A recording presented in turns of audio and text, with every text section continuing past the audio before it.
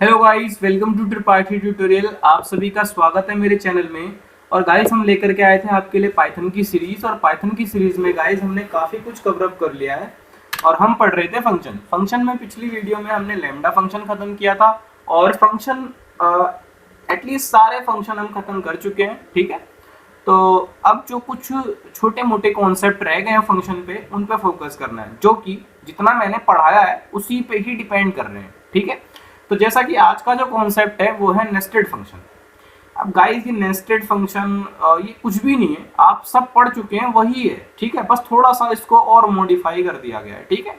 चलिए, तो nested function की अगर हम बात करते हैं गाइस, तो नेस्टेड फंक्शन बोलिए या इसको बोलिए क्लोजर, ठीक है, बात एक ही होती है, ठीक है। अब कुछ लोग नेस्टेड फंक्शन बोलते हैं, कुछ लोग क्लोजर बोलते हैं। तो गाइस, जो नेस्टेड फंक्शन होता है इसका सिंटैक्स क्या होता है? डेफ फंक्शन का नेम, डेफ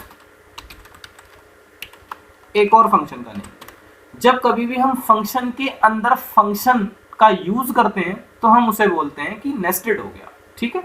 तो यही आपका क्या है? क्लोजर। अब इसकी दो विशेषताएं होती हैं, उनके बारे में हमें पढ़ना है, जो कि ये दो काम करता है, ठीक है। Number 1, outer function can return inner function. जो आउटर फंक्शन है वो इनर फंक्शन को रिटर्न कर सकता है, ठीक है। और नंबर 2 क्या है? इनर फंक्शन, मैंने इंटर लिख दिया है, आप इनर कर लीजिएगा उसे। Inner function can access variable of outer function. मतलब इनर जो फंक्शन है वो आउटर फंक्शन के वेरिएबल को एक्सेस कर सकता है, ठीक है। ये दो ही इसकी विशेषताएं हैं। चलिए पढ़ते हैं। तो पहले पे बात करते हैं, पहली विशेषता पे, कि आउटर फंक्शन इनर फंक्शन को कैसे रिटर्न करता है। मान लीजिए मैंने एक फंक्शन बनाया डेफ में शुभ नाम का। ये मैंने शुभ नाम का एक फंक्शन बना दिया, और मैंने एक और फंक्शन बनाया संस नाम का, ठीक है। मैं शुभ जो फंक्शन है इसके अंदर भी एक स्टेटमेंट लिखता हूं ताकि आपको समझ में आसानी हो। Print F hi hi I am from MCA, ठीक है। और ये संस जो है इसमें भी मैं एक स्टेटमेंट लिख देता हूं, print hi I am from BTech, ठीक है। अब गाइस, अगर हम बात करते हैं कैसे ये वर्क करता है, तो उसको देखिए। अब आपने ये दोनों फंक्शन बना लिया, ठीक है।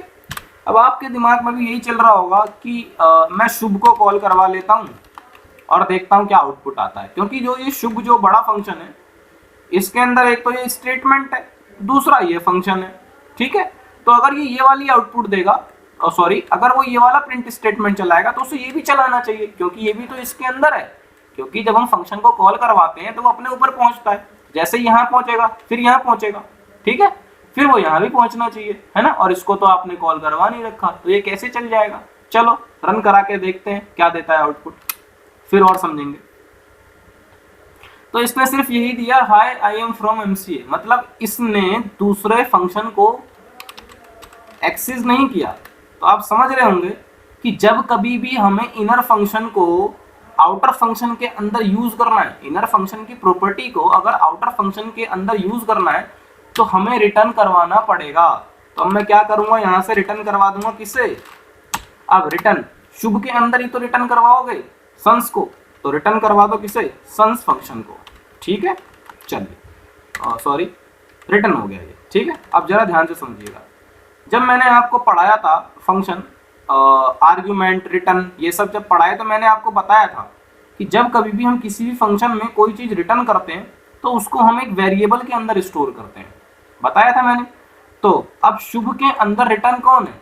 शुभ के अंदर ये संस वाला फंक्शन रिटर्न है, ठीक है। तो मैं एक वेरिएबल बना लेता हूँ। वेरिएबल मैंने बनाया वेर नाम का, इसके अंदर मुझे किसे स्टोर करना है? शुभ को, जो कि मैंने कर दिया, ठीक है। अब आपको पता है रिटर्न के केस में क्या होता है कि, अब देखो पहले वर्किंग समझते हैं। मैंने वेरिएबल बनाया शुभ नाम का, सबसे पहले ये क्या करेगा? शुभ में जाएगा, ठीक है। ये जो वेरिएबल बना हुआ है ये वेरिएबल अपने अंदर उस चीज को लेता है जो रिटर्न हुई होती है। तो रिटर्न कौन हुआ है? रिटर्न हुआ है संस फंक्शन रिटर्न हुआ है, ठीक है। तो इस वेरिएबल के अंदर कौन आ गया होगा? संस आ गया होगा।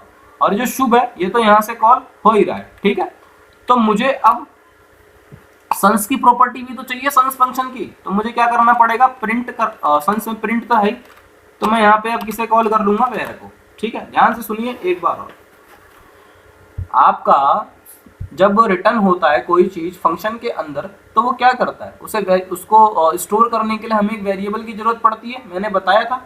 तो एक वेरिएबल मैंने वेर नाम का ले लिया, उसके अंदर मैंने शुभ को स्टोर करा दिया। अब ये जो वेरिएबल है, इसके अंदर शुभ की तो सारी प्रॉपर्टी आई है, क्योंकि ये सबसे पहले वर्क करता रिटर्न पे, और ये आया रिटर्न के पास, तो रिटर्न में इसे मिला सन्स। कौन मिला, सन्स।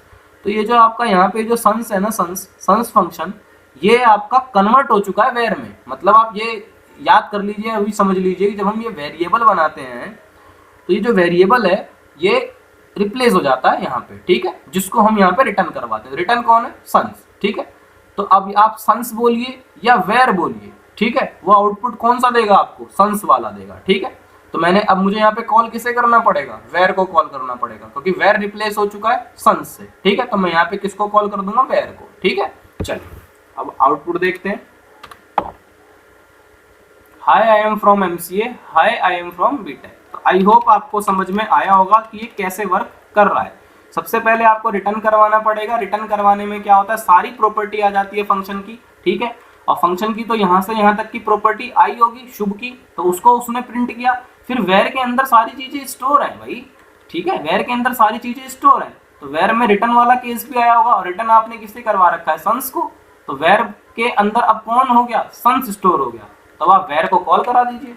तो वेर के अंदर कौन सी प्रॉपर्टी है, सन्स वाली, तो सन्स वाली भी आ गई आपके सामने। ठीक है, चलिए अब दूसरे कॉन्सेप्ट को समझते हैं कि एक फंक्शन दूसरे फंक्शन के आर्ग्यूमेंट को कैसे एक्सेस कर सकता है, इनर फंक्शन। ठीक, तो आपको क्या करना है, एक वेरिएबल लेना है ए, ठीक है, और एक वेरिएबल लेना है आपको बी। ये जो ए वेरिएबल है इसको आपको यूज करना है फर्स्ट फंक्शन में, और बी वेरिएबल को यूज करना है सेकंड फंक्शन में। ठीक है, एज अ आर्ग्यूमेंट, और आउटपुट जो मुझे चाहिए वो चाहिए ए प्लस बी। ठीक है, चलिए देखते हैं। तो मैंने एक फंक्शन बनाया डेफ फर्स्ट नाम का, और इसमें आर्ग्यूमेंट जैसा कि मैंने कहा था ए दे दिया। ठीक है, अब मैंने एक और फंक्शन बनाया सेकंड नाम का, मैंने बी दे दिया। अब मुझे क्या करना है, दोनों का प्लस चाहिए। तो मैंने आपको बताया कि इनर फंक्शन जो है वो बाहर वाले फंक्शन, आउटर फंक्शन के आर्ग्यूमेंट को एक्सेस कर सकता है। तो मैं यहाँ क्या लिख दूँ, मैं यहाँ लिख देता हूँ ए प्लस, सॉरी एक सी वेरिएबल लेता हूँ और उसके अंदर लिख देता हूँ ए प्लस बी। ठीक है, और अब सी को भी मैं क्या करवा लेता हूँ, रिटर्न करवा लेता हूँ। जरा ध्यान से सुनिएगा मेरी बात, सी को भी मैंने क्या करवा लिया, रिटर्न करवा लिया। ठीक है, अब बाहर आया। अब मुझे यार फर्स्ट फंक्शन जो है मेरा, कॉल तो सबसे पहले यही होगा, लेकिन इसके अंदर सेकंड फंक्शन है, और सेकंड फंक्शन में ही मेरा सम पड़ा है, तो मुझे इसे भी तो यूज करना पड़ेगा। तो इसके लिए मुझे क्या करना पड़ेगा, मुझे अब रिटर्न करवाना पड़ेगा इस फंक्शन फर्स्ट के अंदर। मैं अब रिटर्न करवाऊंगा सेकंड फंक्शन को। ठीक है, करवा दिया जी। अब देखिए फर्स्ट के अंदर रिटर्न है सेकंड, तो जाहिर सी बात है एक वेरिएबल बनेगा, जी बन गया वेरिएबल। ठीक है, अब कॉल कराइए किसे, फर्स्ट को, FIRST, और इसमें एक आर्ग्यूमेंट चाहिए, तो मैंने 4 दे दिया। ठीक है, अब जैसा कि मैंने पढ़ाया था, ये जो वेर है सबसे पहले यहाँ पहुंचा। ठीक है, आपने फर्स्ट का काम कर दिया, फर्स्ट में आर्ग्यूमेंट दे दिया, उसके बाद ये पहुंचा होगा इस रिटर्न पे, इस रिटर्न पे इसे मिला सेकंड, इस रिटर्न पे इसे मिला सेकंड, मतलब फंक्शन ये वाला। तो अब इस वेरिएबल के अंदर जो है वो ये स्टोर हो गया होगा वेर। अब चाहे आप उसे वेर कहें, चाहे आप उसे सेक और आर्ग्यूमेंट बी कहें, ठीक है, बात एक ही है। ठीक है, चलिए तो अब आपको क्या करना है, यहाँ पे कॉल कराना पड़ेगा वेर को। ठीक है, अब ओनली वेर को कॉल कराने से काम तो चलेगा नहीं, आपको क्या करना पड़ेगा, आपको बी की वैल्यू भी तो देनी है ना, तो बी की वैल्यू भी दीजिए। तो क्योंकि सेक बी कन्वर्ट हो चुका है वेर में, अब वेर को कॉल करवा रहे हैं, वेर लिखो या सेक, बात तो वही है। ठीक है, तो आपने लिखना है वेर। ठीक है, तो वेर में अब क्या करेंगे, आप वैल्यू देंगे, मान लीजिए मैंने 5 दे दिया। ठीक है, अब देखते हैं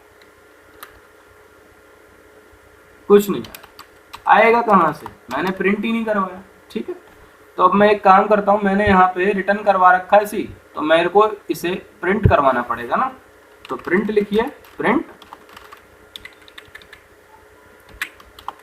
अब देख लीजिए 9, तो 5 और 4 9 ही होता है। तो आई होप आपको ये समझ में आया होगा। एक बार और इसकी वर्किंग देखिए। सबसे पहले क्या हुआ होगा कि मैंने बताया था रिटर्न बना रखा है आपने, ठीक है, फर्स्ट फंक्शन के लिए, तो एक वेरिएबल बनाना पड़ेगा जिसके अंदर इसको स्टोर कराना पड़ेगा, तो आपने करवा दिया। अब ये सबसे पहले तो फर्स्ट फंक्शन की सारी प्रॉपर्टी लेके आया होगा, ए जो था इसके अंदर उसके लिए इसने काम कर दिया, वो इस एफ नहीं करवा रखा है, ए को वैल्यू दे दी 4। उसके बाद ये नीचे आया होगा और नीचे आते ये इसने वर्क किया होगा सबसे पहले रिटर्न पे, क्योंकि वेरिएबल बनता ही रिटर्न के लिए। तो जैसे ही इसने रिटर्न पे वर्क किया, रिटर्न पे मिल गया सैक, सबसे पहले कूद के पहुंचा इस फंक्शन के पास। अब ये जो फंक्शन है सैक, ये सैक और वेर, अब ये दोनों मिक्स हो गए, मतलब चाहे वेर बोलो चाहे सैक बोलो, लेकिन गाइस लास्ट यहाँ पे आपको वेर ही लिखना पड़ेगा, ठीक है। तो वेर जो है वो सैक की प्रॉपर्टी को ले लिया वेर में। अब सैक में एक आर्ग्यूमेंट चाहिए, तो जब आप वेर को कॉल करवाएंगे यहाँ पे तो आपको एक आर्ग्यूमेंट पास करना पड़ेगा 5, तो मैंने 5 दे दिया। तो ए की वैल्यू हुई होगी 4, यहाँ आई होगी 4। जैसे ही यहाँ पे वेर पहुंचा होगा उसको बी की वैल्यू मिल गई 5, तो 5 4 9, रिटर्न था सी, ठीक है। इसको प्रिंट कराने के लिए मैंने दे दिया प्रिंट वेर, ठीक है। तो आई होप गाइस आपको ये समझ में आया होगा, ठीक है। चलिए फंक्शन का एक और कॉन्सेप्ट देखते हैं, अगली क्लास में देखेंगे, ठीक है, या देख लेते, छोड़ो अगली क्लास में देखेंगे। Thank you so much guys. अगली क्लास में हम पढ़ेंगे रिकर्सन। मैं पढ़ाने के भी पढ़ा दूं, लेकिन रिकर्सन जो है वो काफ़ी इंपॉर्टेंट टॉपिक है। 99% बच्चों को रिकर्सन समझ में ही नहीं आता, इसलिए उसको एक फ्रेश क्लास से समझेंगे, ठीक है। अब दो कॉन्सेप्ट रह रहे हैं हमारे फंक्शन में। एक रह रहा है ग्लोबल फंक्शन, कि एक जगह फंक्शन बना लिया, अब उसको बार बार मतलब अभी हमने क्या देखा कि हम एक कोड में यूज कर रहे हैं, ठीक है। अब क्या करना है, हम ग्लोबल फंक्शन क्या है कि एक पेज बनाया, मतलब एक कोई फाइल बनाई, उस फाइल में एक फंक्शन यूज कर रखा है, अब उस फंक्शन को मुझे दूसरी फाइल में यूज करना है, ये ग्लोबल फंक्शन। तो बस आपके दो फंक्शन रह रहे हैं, एक आपका रिकर्सन हो गया और एक ग्लोबल फंक्शन। ये दो थोड़े इंपॉर्टेंट है, इसलिए सेपरेट क्लास में पढ़ेंगे तो ज़्यादा मजा आएगा, ठीक है। Thank you so much. Please मेरे चैनल को लाइक करिए, सब्सक्राइब करिए और शेयर करना ना भूलिए।